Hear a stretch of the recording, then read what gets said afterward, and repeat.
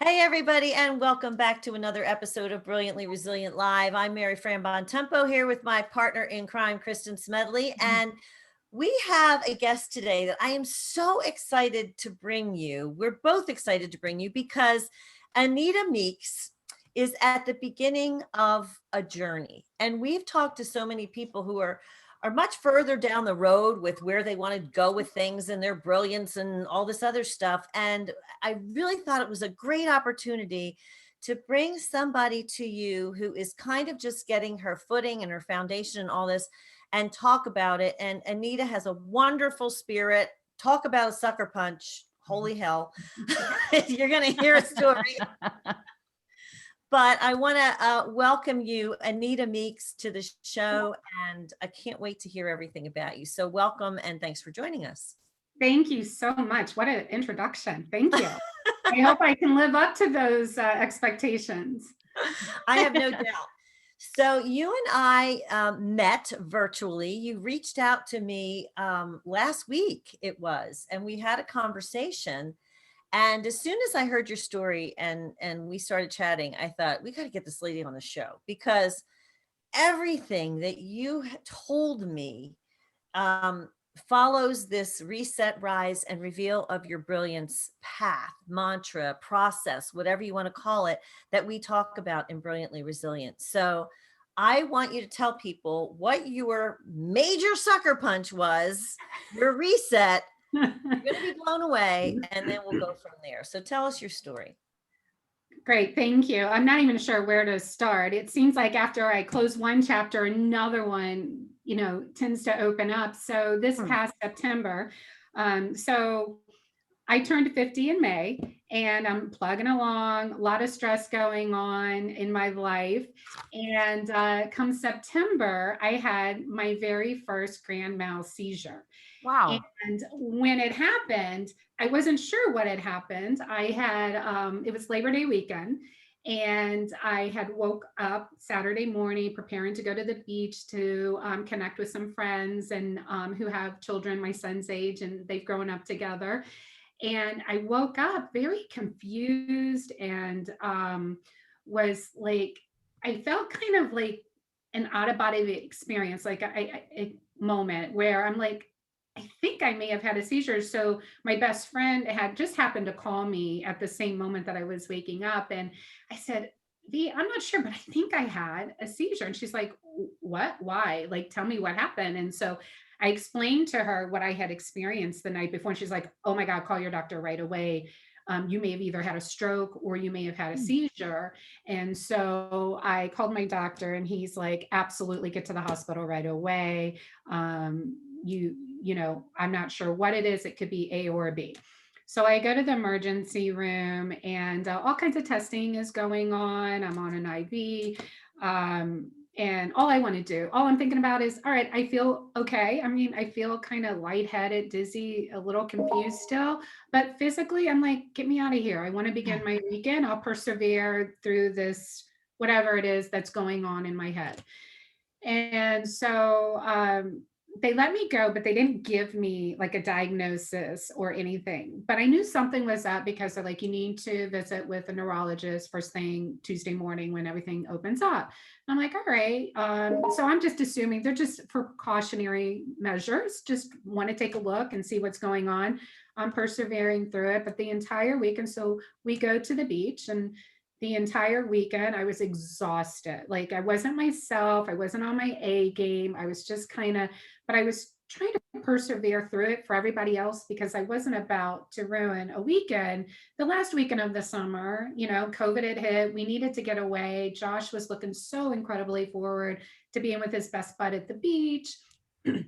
So my friends were like, I can tell you're not yourself. And, I slept most of the time on the beach. I kept falling asleep. I, was in bed early. I just slept 12 hours, came home, went to the neurologist, and he did all this additional testing. And within an hour, he called me after the testing, after they read it. And I'm like, oh, that's quick. Yeah. Ooh, there must be something, like, what kind of doctor calls you right away unless there's something wrong? And I'm like, oh, do I take the call or do I let it go to voicemail? Oh, geez. Right? Like, Denial, denial. Oh, we're I so good at know. that. I'm like, I'm scared to take a call because I'm like alone and I'm like, oh, I don't know if I want to take it or not. And then after like the fourth ring, I'm like, okay, deep breath. Hello. Right. And so he's like, so I have the results of your test. And the first thing he says to me was, Anita, so I have a question for you. Were you ever in trouble, excuse me, for having daydreaming or spacing off or not paying attention in class? And I'm like, okay, no. First of all, I'm a very talkative. If I got in trouble for anything, it was for talking in class, right? So everything you're asking me is exactly the opposite of who I am. And I said, and on top of that, I'm kind of annoyed. Like, where are you going with this? And why is this the very first question you're asking me? Like, I'm annoyed. Like, get to the verb. What are my test results and why are you asking me? He's like, my dear, you have epilepsy. And I'm like, wait, what? Epilepsy? Wait. My And he's God. had it your entire life. And I'm like, wait, I'm 50 years old. How is that even possible that I've had epilepsy my entire life, persevered through it, and I'm just now clinically being diagnosed with it? And he's like, yeah, you have epilepsy. And I'm like, wait, are you sure? It's kind of like when I got pregnant with my second child. I'm like, are you sure you didn't like the test results like with somebody else, Yeah. right? I'm Or a like, false positive. I'm like, are you like, I always like don't want to believe it, right? I like can't imagine that I'm going to have this now new hurdle in my life. And so I said, wait, what is epilepsy, by the way? I don't even know what epilepsy is. And he goes, well, you have seizures, and you have, not only do you have seizures, you have generalized seizures. And I'm like, okay, well, that sounds very fancy. So explain to me what that means. Generalized seizures. So what does that mean? He goes, your entire brain is susceptible to seizures. And I'm like, okay, and what does that mean exactly? Like, I don't even really, like, I'm still confused. Wow. So, so then he prescribes me medication to minimize the seizures. And so from that point on, of course, I cried. I sat in the parking lot. I took the call, and it'll bring tears to my eyes now. But I remember like being completely scared to death. Like, holy crap, I'm alone. What, how am I going to survive? What does this mean for me? How am I going to earn a paycheck? How am I going to be a role model to my kids? Am I like, what does this mean? Like, how is this going to affect my future? And so I was terrified, scared, confused, alone. Even though I'm not alone, I felt alone, because how do you even begin this conversation with anybody? And I remember the first person I called was a gentleman that I was dating. I'm like, well, he will, we weren't dating anymore, but we had recently broken up. And got his voicemail, and I'm trying not to cry through the message. Oh God. I'm like, does this make sense? Because during this entire relationship, which was a new relationship, we'd only dated 7, 8 months. And there were so many things that happened that were unexplainable during this time that are now becoming explainable to Oh me, yeah. right? So he just naturally felt like the first safe place to reach out to, because there was things, and I'm like, oh my gosh, like I was just so baffled by all this. But so the medication, do you want me to continue on? Because you may have questions so far. Wait, Could I do talk have one forever. question. I do have one question. How did the doctor know, and this is just me not knowing anything about epilepsy, how did he know you had had it your whole life and not just this Scarring. onset? Scarring in my brain. Oh, wow. Yeah. So the tissue.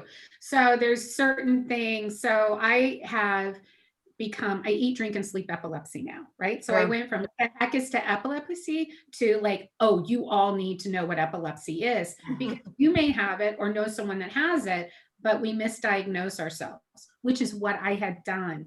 I was off for an entire year, really off, and I felt it, but I couldn't explain it to anybody, right? And I was justifying it and making excuses for it. And there was so much happening in my life that would make sense why I would justify it. So what do you mean by off? So there was times where I thought I was suffering from anxiety. Mm-hmm. And so I was coming off of a very stressful divorce, which is a whole nother chapter. Oh, sister, we could have a whole series of episodes on that. Yes, we could. So I always, the easiest way to explain my divorce is if you're familiar with the Dirty John movie, I was a victim of the Dirty John minus the millions.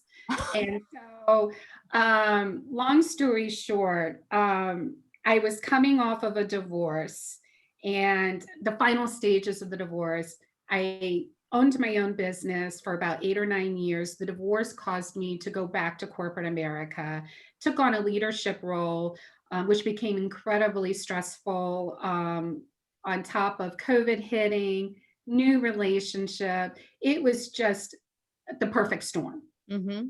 So I was not knowing, obviously, that I have epilepsy. There's triggers that heighten your epilepsy, and it's stress, insomnia. I was just going to ask that question. Alcohol, right? Yeah, I was just going to ask that if stress is an exacerbator of that. And gosh, what a year for everybody.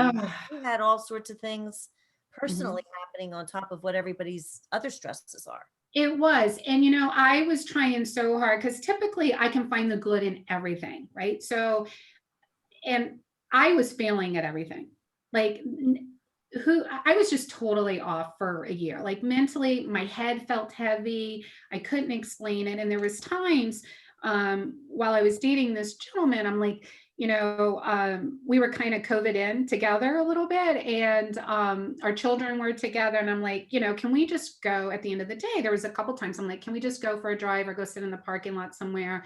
I'm really feeling off, and I don't want our boys to see me have an off moment, right? I'm feeling like I have to be the cheerleader. I feel like I have to be the one to keep everyone happy, and I'm in sales, right? So I'm leading a team, and I'm trying to motivate them, and I'm failing miserably on every aspect, right? And so those off moments I couldn't explain, and it was like a war was going on in my head. And so with epilepsy, it's nerves and it's the electricity in your brain, right? So imagine a radar, right, where you're supposed to be right in the middle. Well, my brain was falling way off the charts. So so in those moments, because I've generalized seizures, all 4 sections of my brain was having a battle with each other. And it was something that I could not explain, but I was feeling, but I couldn't explain it. And I knew, and I was trying to explain to him, and he was like, he had an out. I didn't. I was like locked in not really locked. I love what I do. I generally do, but I am so used to being out with people, shaking hands, getting to know them. I love knowing people's stories and talking to them. And all of a sudden, when COVID hit, my whole world had changed. I was no longer out in the field. I was no longer shaking hands. I was trying to virtually be something, trying to be the same person that I was in real life. And it was very hard. And he didn't know, like, a new relationship, right? Can you imagine a woman or even a man, right? You're in a brand new relationship, and this other individual is coming to you like saying, my brain, I can't explain it to you, but I feel like I'm suffering from anxiety, or there's just something off, but I can't tell you what it is. Couldn't explain it. Yeah. I'm like thinking, oh, you must really think I'm a wacko. You're feeling like a wackadoodle. You're feeling like you're crazy. You feel like you're losing your mind. The whole time I was having seizures. So these periodic moments where my brain was battling itself inside, and electricity was going off, and the electric lights, it was seizures. It was silent seizures, right? So now this is all making sense. And then there would be things that would happen, like, I don't remember that. Like, that happened, or we did, or like I would fall, I'd have drop attacks drop attacks would be where you'd just be standing there and your legs would just give out for you. Now, granted, my triggers, because not only did I have the stress, I wasn't sleeping. So I would sleep 3 or 4 hours here and there throughout days. And then to suppress my stress, I was binge drinking on the weekends to try to calm my mind down from what I thought was anxiety, right? Wow. Everything I was supposed to not be doing, I was doing. I was drinking on the weekends to try to eliminate the stress I was feeling. I was not sleeping. I was not eating well. The stress was piling up on me. So it was only a matter of when this grand mal seizure, which was the first one I had ever had, was going to happen. So it sounds to me, because I can see how much you're smiling now and you're talking about this now, that the grand mal seizure, when I first heard that, I thought, oh my God, that's the worst thing. Your life bottoms out. But it sounds like that became, now you have answers. Now you have reasons. Now that is actually the beginning of the rise for you. I hope so, right? I'm only 12 weeks in. I'm still scared to death. I don't I'm no longer with corporate America. My divorce became final. I seldom ever drink anymore. If I do, maybe tops 2 glasses of wine, depending on the scenario, depending on this, the situation. I don't binge drink. So I know what my triggers are, but that because of the type of seizures I have, doesn't mean that can change tomorrow, right? But you know what makes me, what kind of really gives me hope, and that I want to share with the audience, the rise, as Kristin called it, that you're experiencing right now. It's not like you're here and then all of a sudden you're up here. Yeah. It's this process of discovery. It's this process of figuring out, okay, now at least I know what I have to work with. And that is key to any rise. We talk about that all the time. And even in what you're talking about, we talk about values, we talk about perception, we talk about all those things. And you, even though those words, you didn't necessarily use those words, the way you've readjusted your life, the things that you've done to change where you were and the way you were behaving to now, are all about those things. It's about readjusting your values. It's about readjusting your perception of what your brain was doing, and then allowing yourself to build on that. And this is why I wanted to talk to you today, because you are at the very beginning of this journey, and you're exhibiting all of the things that we talk about from a very early stage. So first of all, you're doing everything right from what I could gather. And it's not easy, but you have to really immerse yourself in that process to do the rise. Thank you. And it's been very hard and very scary when I first was prescribed the medication. And so I want to say, first of all, sort of off topic, I do lose my train of thought from time to time. And so I'll be like, oh, what were we just talking about? So you may have to wheel me back in. But I have to wheel Kristin back in all the time. He's used to that with me. So I recognize those moments. So now I recognize when I'm having a moment. I call them moments. And it is still very scary. Like, my young guy is, I had another seizure shortly thereafter. I went on this medication. And this medication, I couldn't get off the couch. It wasn't like, oh, they gave me medication and all of a sudden I'm better. No, actually, it sent me into a very sad, like, oh my gosh, is this as good as my life is going to get? I couldn't get off the couch for a good 5 weeks. And I'm like, this is not going to work. I'm just 50 years old. There is no way I'm going to live the next 50 years laying on the couch if I don't have to, right? Like, I'm scared. I'm like, is this the rest of my life? Where do I go? How do I figure this out? And so this is where we as individuals need to say, look, we can't settle for less than the best. We have to be our biggest advocates. And just because somebody says something, it doesn't make it the reality. And I'm like, I fought with my neurologist. I didn't really fight with him, but I'm like, look, this medication isn't working for me. I am not willing to accept this dosage. I'm not willing to sit on this couch for the next 50 years. Maybe some of your patients are, but I'm not. So either work with me and help me, or I got to figure this out on my own, but this is not working. He goes, well, it's going to take time for your body to adjust. And I said, well, I don't have time and I'm not willing to take that time, which of course I had to take the time. But the stubbornness in me was like, all right. So I started eating, drinking, and sleeping epilepsy, side effects. And I tried lots of different things. I tried medical marijuana. I tried, what else did I try? See, I just lost my thought. So everyone's like, try medical marijuana. It works for me. It'll slow your brain down, blah, blah, blah. I'm like, yeah, no, I had the adverse effect on it. So I don't even try that anymore. Like that is so off my radar. And so I take a ridiculous amount of vitamins after trial and error that help offset my medication. I'm now on half the dosage of what I once was on. And if I forget to take my medication, which I don't anymore because I have it all organized, I've had to learn, because there was times I'm like, oh shoot, I think I took my medication. And Josh is like, you did, Mom, I just saw you do it. And I'm like, oh, okay. So my memory can be affected by this. So I've learned to adjust to make sure that I stay on top of my A game. And I know eventually I'll have to have an assistant, right? So I'm going to rebuild my business. I'm going to have someone by my side to just help me stay on top of my A game. And the vitamins have made all the difference in the world. I mean, Wow. They help offset the medication, which can make you extremely tired and just tired. So well, let me interject for a second, because here's what I find is so interesting, that the stuff that you're describing are steps that we've heard from numerous guests in The Rise. Like when you said, you know your triggers.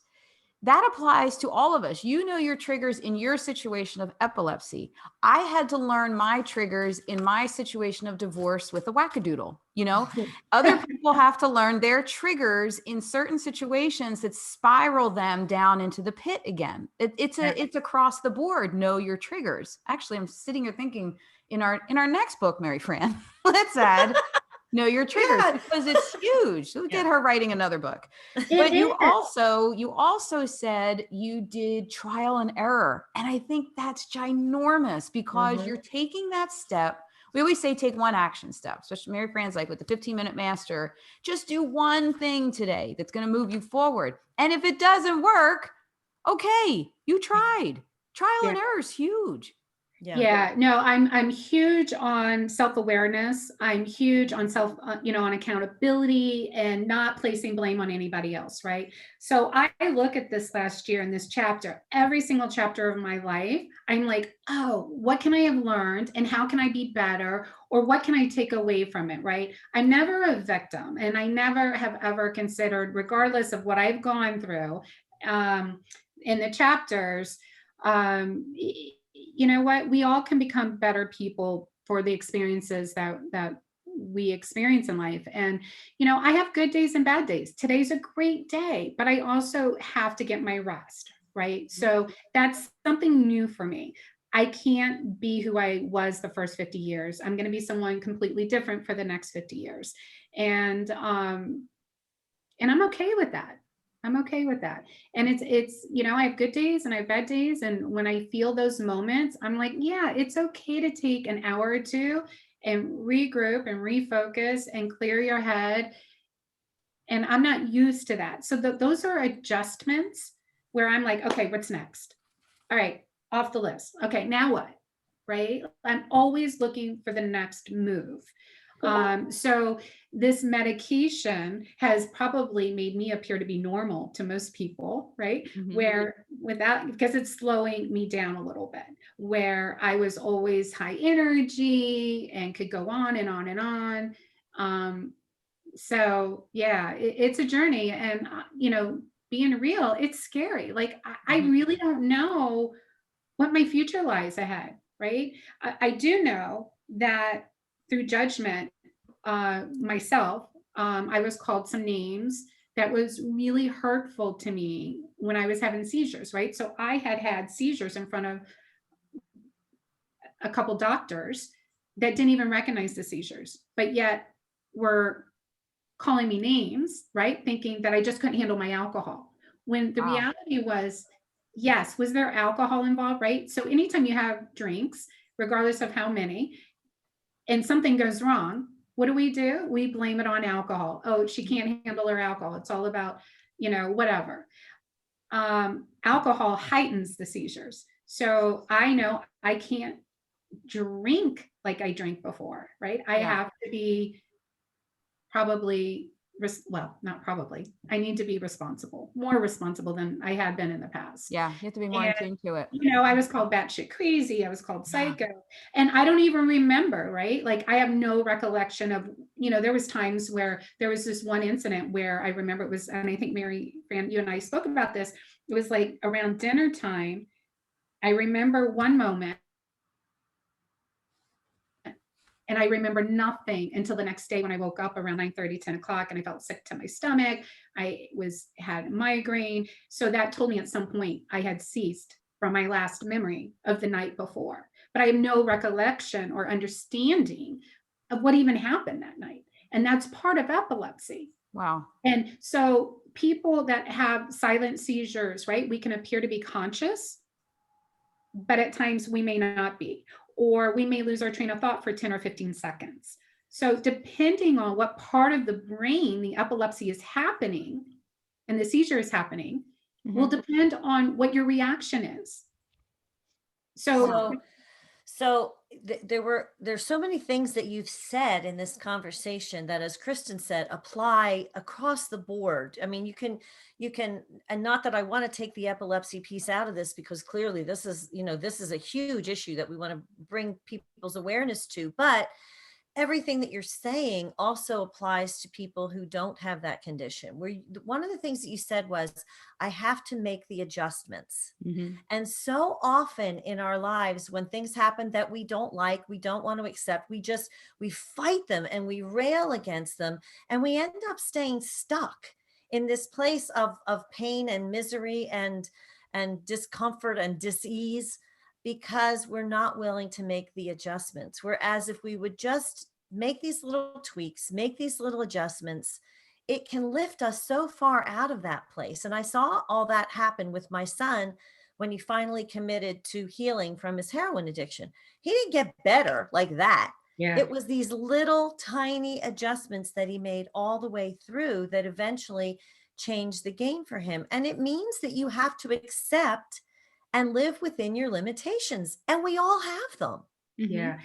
And that's why I'm so incredibly passionate about bringing awareness to epilepsy. First, I never even knew what the word meant, right? Most people, when I say epilepsy, they react in a way like there's something wrong with you. Like now all of a sudden you're not who you used to be. You're just going to drop down and convulse. What do I do? And how do I manage the situation? I'm like, well, chances are I won't.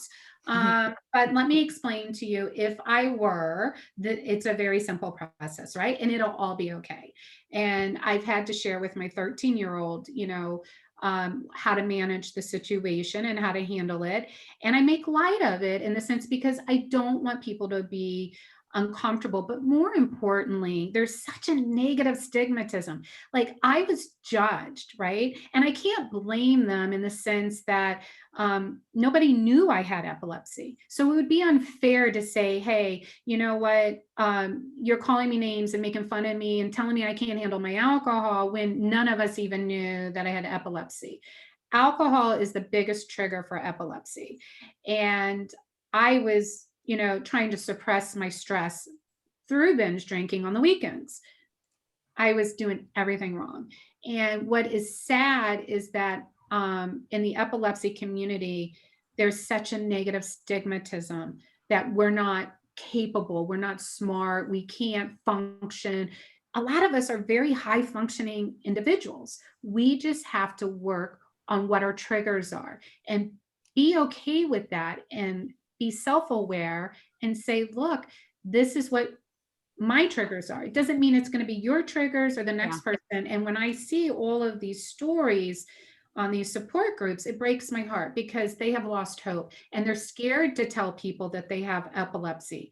I am too. you know what? I am so scared to publicly speak about it, but somebody has to. You're And right. God gave me a voice. And yes, are people going to judge me? Absolutely. Are people going to challenge my epilepsy story? Or, absolutely. Are people going to not want to be my friend or think they know more than me or have it all figured out? Absolutely. But that's okay. Those aren't my kind of people, right? Exactly. The people that I want to reach are those who are struggling.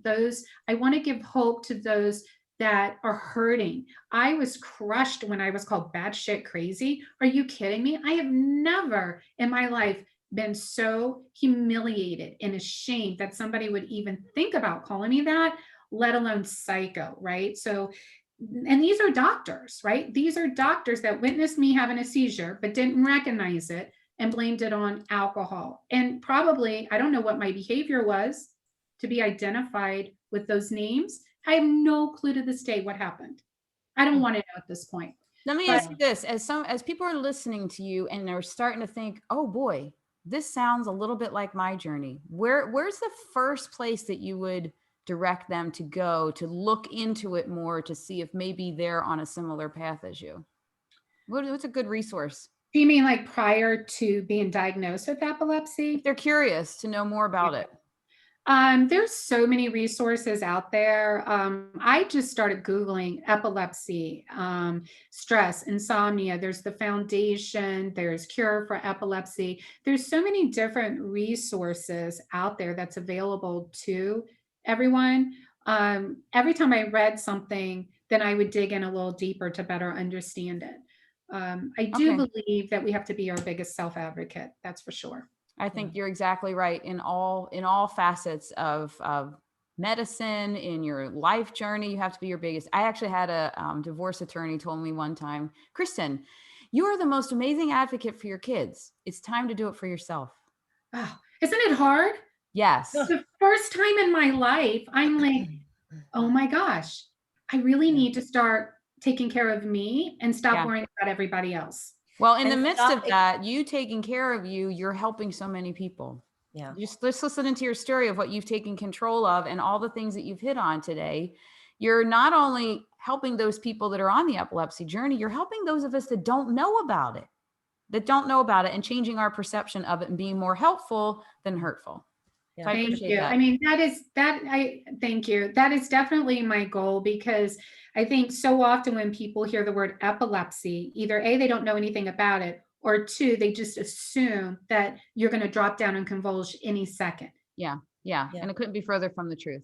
You know, Absolutely. we have to recognize, and again, Kristin and I talk about this all the time, the whole denial and distraction thing. When you know something is wrong, find out what it is. Like the whole stop explaining things away, stop accepting things. If you saw, and if your best friend was having the symptoms and the issues that you had, you would have said to her, go to the doctor, figure this out. We have to figure this out.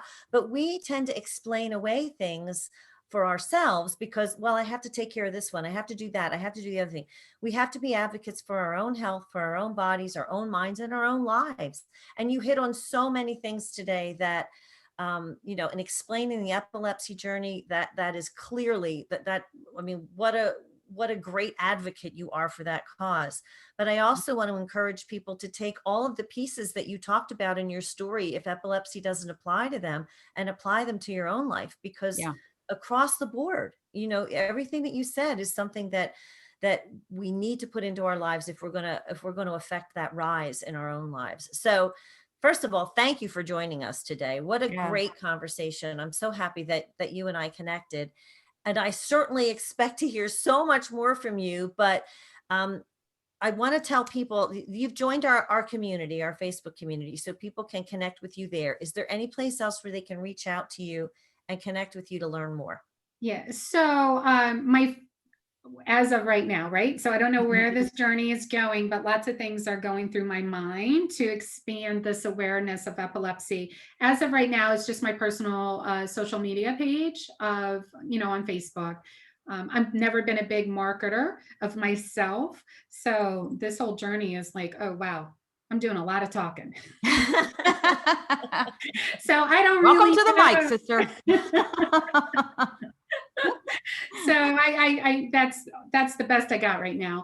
Well, But I good. really just want everyone to really stop making excuses, put your health first, because that grand mal seizure, as painful as it was the best thing one of the best things that ever happened to me. Well said. Well said. Thanks for opening everybody's eyes to this today. I appreciate that you're coming in so early in your journey and changing lives already. It's fantastic. I hope so. Thank you. I appreciate the time, ladies. It's been fabulous. It's been a great conversation. So thank you to Anita Meeks. Check her out in our Brilliantly Resilient community. Check her out on her social media page. And Anita, we will be checking back in with you to see where you've gone with this journey, because it's really you're doing such a service to people. So thanks everybody for joining us on another episode of Brilliantly Resilient Live. Did I forget anything? I probably did. There's stuff that we have to tell people to go look for. Yeah, I think maybe they want to go on Amazon.com and check out the the book. 100 best-selling book that landed there last week. Brilliantly Resilient. You have me thinking about the next one I have to write. I forgot the one that we You guys triggered. moved on to the next 17 projects, but we do have a top 100 bestseller out there, peeps. Go get it. Give yourself the gift of being brilliantly resilient this year. Congratulations, lady. Fabulous job. Thank you. We'll see you all next time.